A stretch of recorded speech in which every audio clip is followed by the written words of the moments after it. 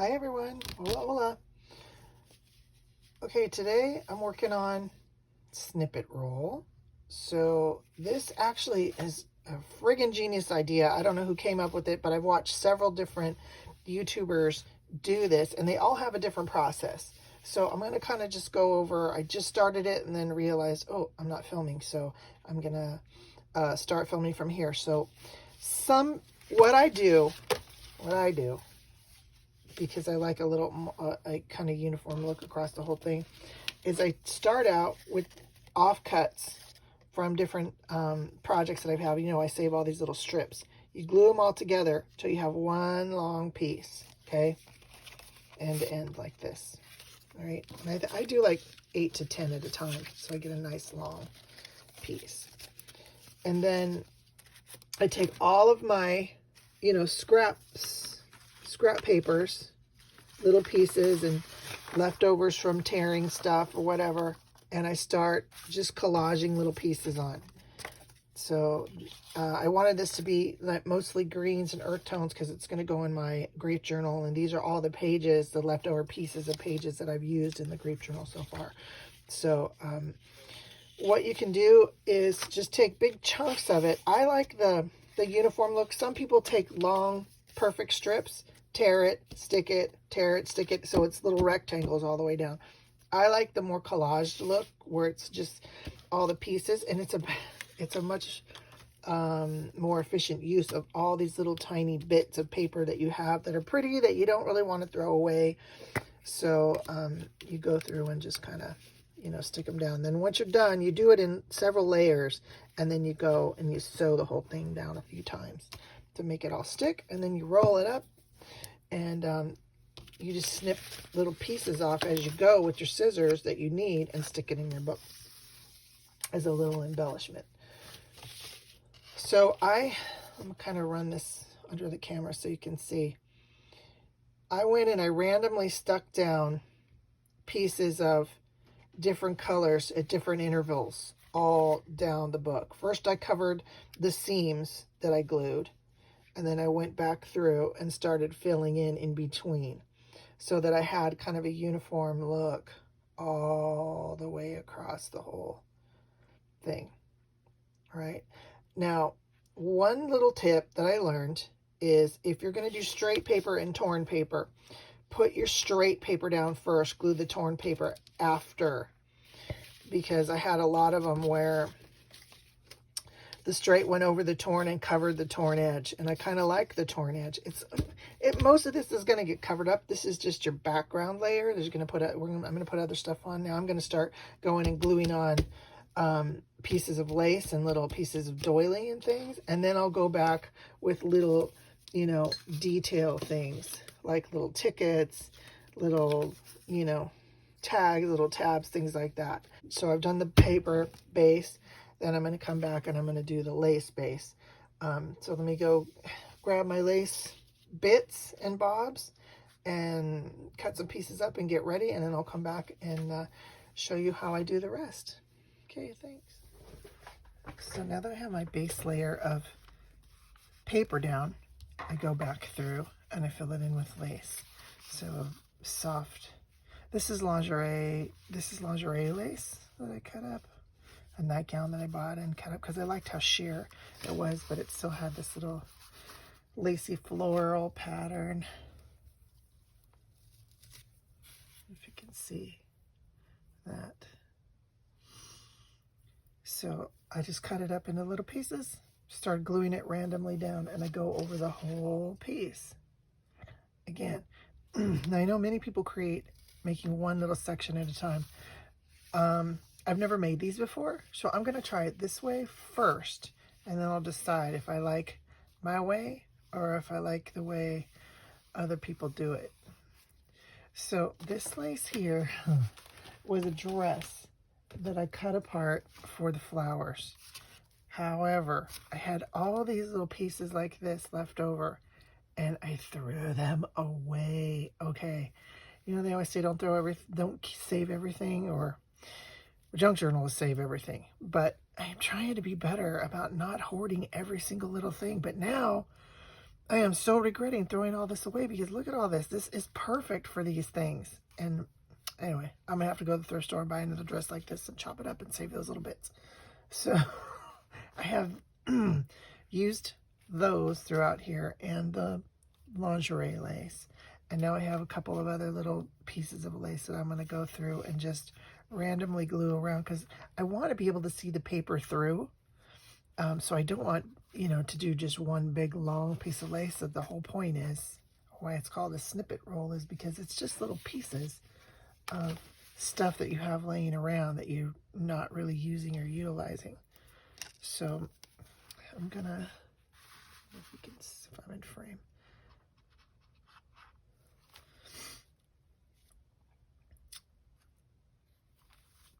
So while I'm doing this, I want to tell you guys about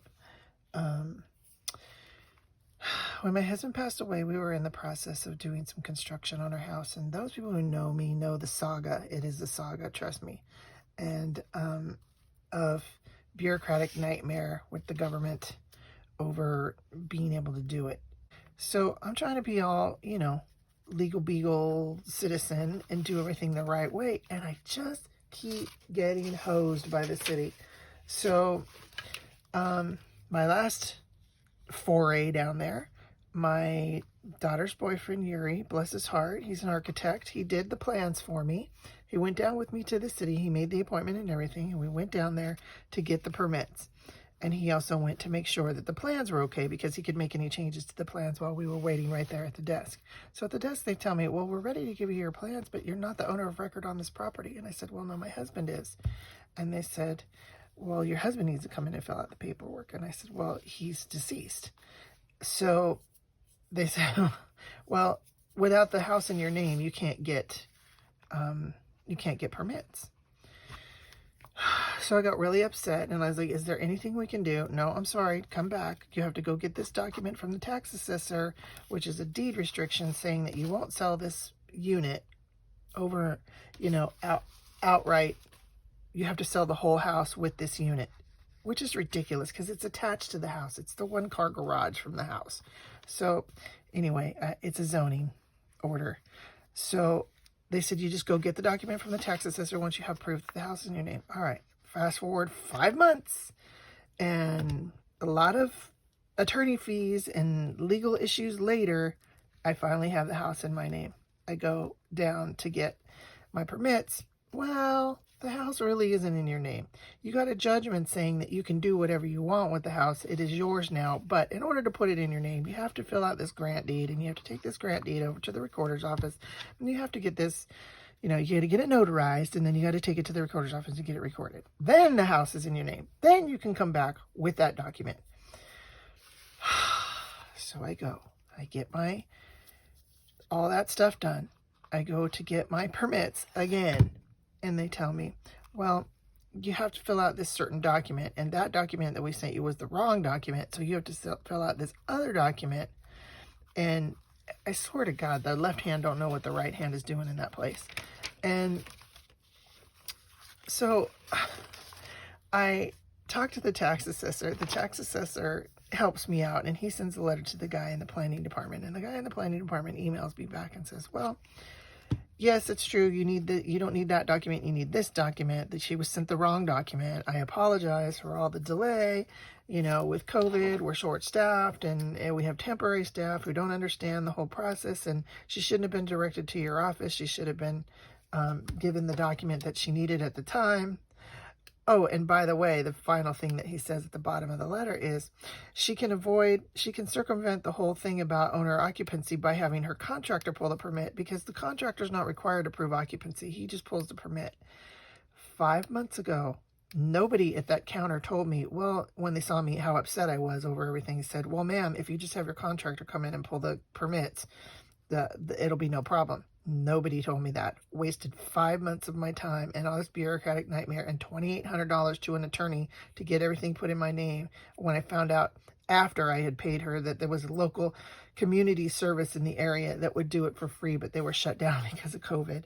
But I could still go in and talk to them, and they would still do it for me via Zoom. So 5 months and $2,800 later, here I am, still trying to get my dang permits. But I'm close. My contractor's Axel, awesome dude, coming over today. We're going to go over the plans. We're going to finalize the budget. I'm going to start ordering everything with my new American Express card that gets mileage, because I'm racking up the miles. I'm paying for everything, all my household bills, everything, groceries, gas, with that American Express, because I want that. I want the mileage benefit. So, yeah, so doing home remodel is going to rack up a lot of miles. And I think it might finally be at the final stages of this progress or process. I can't believe it. It's those of you who know, I haven't really shared on my channel, but my husband killed himself over financial worries. He lost his job, and I think he was really, it's a 3 to 5 month hiring process in his industry. So I think he was really worried about the fact that everything was shut down with COVID. Nobody was going to be hiring. You know, he was getting older. He's 55, and he's like, you know, not a lot of places are going to want to hire a 55-year-old guy, especially now that everything is shut down. So he was really distraught over that. So this construction project was the last thing that he did before, or he started before he passed away. So for me, it feels like I need to complete this job, because I think that it's not like I can, you know, be done with it or put it away or put it to rest, but his death. But it's like, I don't know, in a way, it's like I feel like I'm honoring his final project, you know, or honoring his efforts in our life by completing this project that he started. And that makes me feel good. And when I think about being done with this house, I get really happy, because I've been living in a construction zone for a couple of years now, and it really sucks. So the backyard is all dirt. The rain is coming. We have a dog now, and we have a baby who likes to go outside and play. And my backyard is going to turn into a big, muddy, soupy puddle. So I'm really anxious to start, you know, to at least get the plumbing and all those things done out there, so they can finish trenching and we can pour a patio and get the dirt under control. So people, if you're a praying type or a good vibes or a good wishes type person, I could sure use some, because I got to go down to the city one more time and try to convince them to give me these permits, and my contractor's going to go with me. So hopefully we will be able to get what we need and move forward with this project and get started on it next week. Please, hoping and praying and praying and hoping. Remember that song? Hoping and praying and wishing. Yeah, that's me. Every time I have to go deal with the city, I have to sing that little song to myself to remind myself not to get too upset, not to get too, you know, crazy over the process. Now, I and I think about, hey, that could be done already. I could have people living in that unit, which there's a housing shortage now, especially with all the fires. There's a lot of people that need a place to live, and I'm providing, you know, a service to the community, which I feel really good about. And I don't charge skyrocket high rent. I charge a fair market rent, actually a little below market, and I include all the utilities and everything in the rent. So it's a good deal for people, and it helps me out too. But I feel like it's just never, ever going to be done. It's just so frustrating.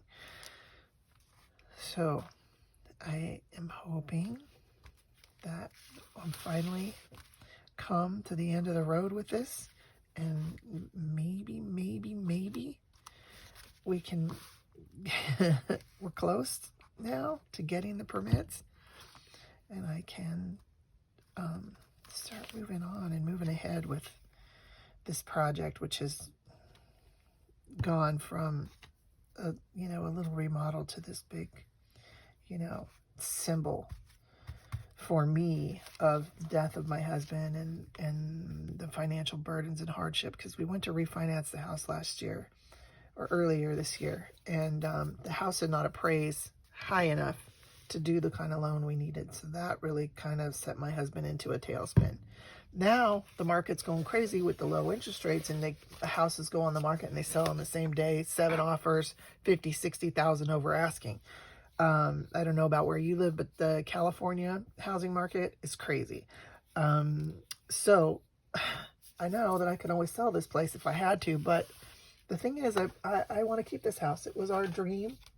We had planned it and structured it so that this house would take care of us, you know, in our old age, and we would be in a much better, you know, financial position with things because of this house. Because renting out, you know, the ADU, which is Napa speak for accessory dwelling unit, or AKA granny unit. We have one already. Then they just changed the zoning ordinance that you can have 2. You can have a regular one, which we have, the detached one in the back, was our old 2-car garage. And that one's already done. We have a tenant in there. But you can have a second one now too, because of the housing shortage in Napa Valley. So we can have this second room, but boy, do they make you go through a lot of rigmarole to get it. That is for dang sure. So I will be glad when all of this is done and behind me, and I can breathe a big sigh of relief, and I can see all my new space, my new house, it'll be new, because let me tell you, this house was built in 1941 and it is all original. I just had the windows redone, and they're the old sash windows with the heavy weights in the sides that, you know, weigh it down so you can slide it up and down. Those suckers are heavy. Those little weight tube things. I don't know what they're made out of, but they're heavy. So, yeah, getting rid of all those things, updating everything. I mean, we bought it because we loved the charm of, you know, how old it was and everything.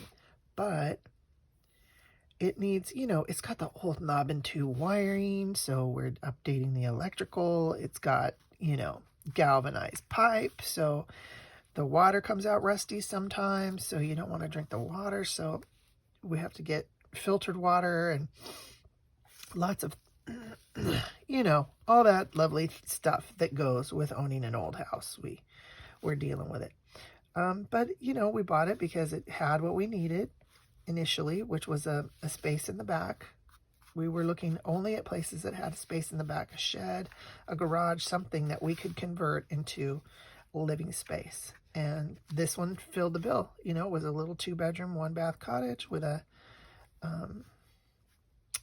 detached 2.5-car garage. And then the 1-car garage had been turned into a bonus room. So it was perfect size for just me and the hubs. And and it was in Napa Valley. And our goal originally was to do Airbnb, which we did. And we did great on Airbnb. And we met people from all over the world. And it was so lovely. And we got busted by the city because we didn't have a permit. Because, of course, they require permits for that, too. And so we had to cease and desist. Then that's how I ended up doing my wine tour business, was when I had people staying in my home. If I was home, sometimes I was working, sometimes I wasn't. So if I was home, I would take them on wine tours around the area just for fun, and had a great time, and thought to myself and told my husband, you know what, this is actually really fun. I like going and taking people wine tasting because everybody's happy. They're on vacation. I think I'm going to do the wine thing because I really dig it. Well, I made more money, that's for sure, doing wine tours, and the people were a lot happier.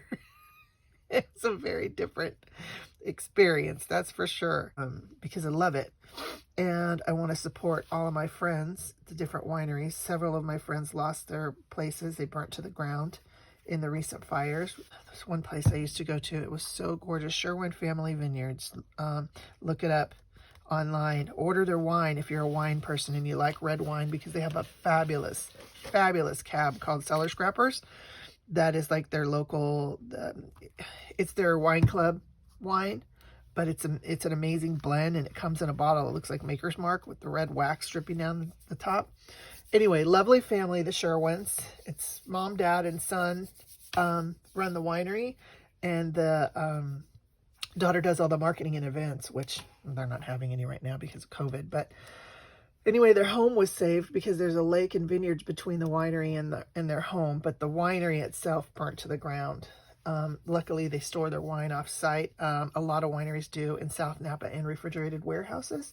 So their wine was saved, but the wine that they had in the fermentation tank didn't. So you're going to see a lot of shortage of red wine for 2020 in the future, 5-6 years from now, when they start releasing the really good red wines, because most of the red wine is grown up valley, and the part of the two areas that burned was Howell Mountain, which Howell Mountain cabs are world renowned as some of the best cabs.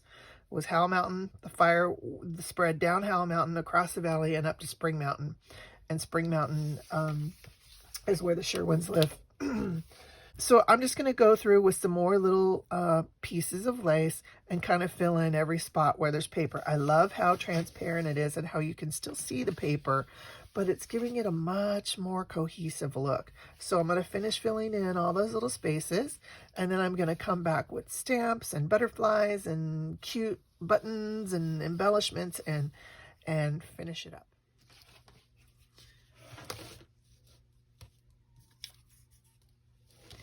I'm looking for, now I'm kind of composing, little kind of picturing how I would cut it the way I'm putting it together. And I may end up, if I really love it and it's going to cut in the middle, I'll pick it off and do it some other way. So I think I'm not going to stitch this one down. Some people run, stitching on it. I'm not going to. I'm going to leave this one unstitched. I'll do a stitched one another time. But I'm liking how it's looking so far. It's coming along. These little pre-collaged bits are awesome because they're really small scale.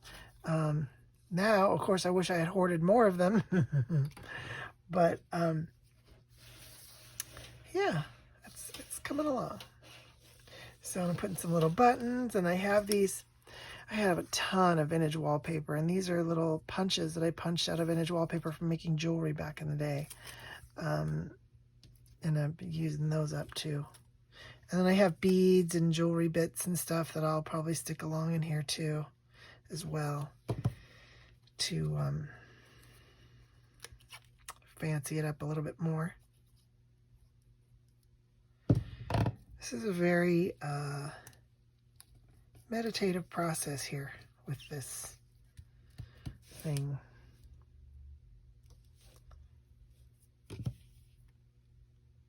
Making this snippet roll. Come on.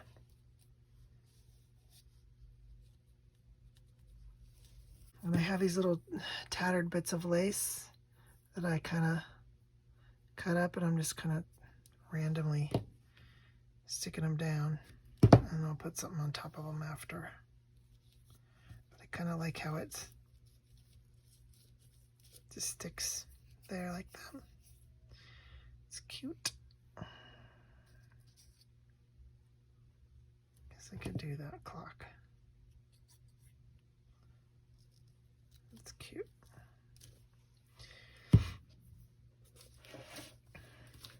It's filling up now. I don't know what happened with my video.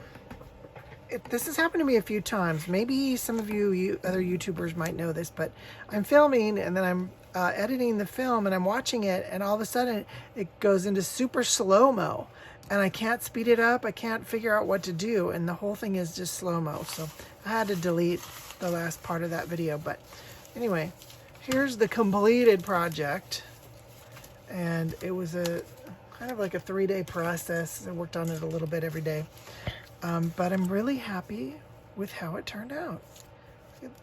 Little, and I figure I'll, snip little sections, and the colors are perfect for my grief journal, and also some other journals that I'm working on. They have little things done. So what would I do differently? Since this was my first one and it was a learning experience, I would not worry so much about the paper because I was, when I was gluing the paper layer down, the first base layer, the colored paper onto the strips, I was making sure that the torn edges showed above and beyond, but as you can see, you really can't see if it's a torn edge, if it's an inked edge. I didn't ink any of it. I just left it torn. Little pieces of it are exposed. I don't care. I like it. It blends in with everything. So I wouldn't worry so much about that. Just whack and stack and stick it down. It doesn't matter. Number one. Number two, have all your little bits and things ready. Now I lucked out and I found that one sheet of scrapbooking paper that had all these collage, they look like little stamps, collage. There was a whole sheet of them. And I took them all apart because they had already done these cute little, you know, pieces with the words and little tags. I had some Tim Holtz paper that had a bingo card, and I cut the numbers out of the bingo card. These other little tags were all part of those little stamps. These were some circle punches that I had of vintage wallpaper and some postage stamps, you know, and then lots of little embellishment pieces. And as I said, I learned the lesson, don't throw those little scrappy pieces away if you don't have a whole flower, because those little pieces work perfect for your snippet rolls. And I hadn't thought of that when I threw a huge bag of them away, so of course I'm kicking myself now for it. Little mother of pearl buttons, little pieces of metallic fabric. I have a lot of metallic fabric because I collect metallic fabric baby clothes. But I just took a couple of the pieces that I cut out of the seam in the placket for the neck where the button goes. And it was some long little strips of, you know, fabric about like that, and just cut them into little pieces. And that little bit of gold bling here and there, I really love it. And the little ribbons and little buttons, and these are other little things that I could have thrown away. They were in another dress that I cut apart. They were just little circles, and I like the little circles. They look great layered on top of other things.